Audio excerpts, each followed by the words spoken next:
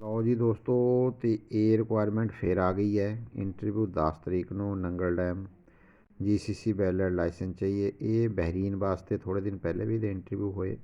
ਹੁਣ ਇਹ ਫਿਰ ਇਹਦੇ ਇੰਟਰਵਿਊ ਹੋਣੇ ਵਾਲੇ हैं। Trailer driver, dump truck driver, wheel loader excavator और wheel loader operator, diesel hydraulic mechanic ਤੇ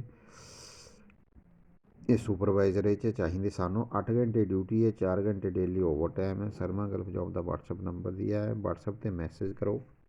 ਤੇ ਸਾਨੂੰ ਪੰਜਾਬ ਔਰ ਹਿਮਾਚਲ ਵਾਲੇ ਹੀ ਕੈਂਡੀਡੇਟ ਕੰਟੈਕਟ ਕਰਨਾ, ਅਦਰਵਾਈਜ਼ ਅਦਰ ਸਟੇਟ ਦੇ ਨਾ ਕਰੋ, ਕਿਉਂਕਿ ਸਾਨੂੰ ਪੰਜਾਬੀ ਔਰ ਹਿਮਾਚਲੀ ਮੁੰਡੇ ਚਾਹੀਦੇ ਸਾਰੇ 'ਚ। Return and fresh GCC valid licence ਵਾਲੇ 'ਚ ਐਕਸੈਪਟ ਕੀਤੇ ਜਾਓਗੇ।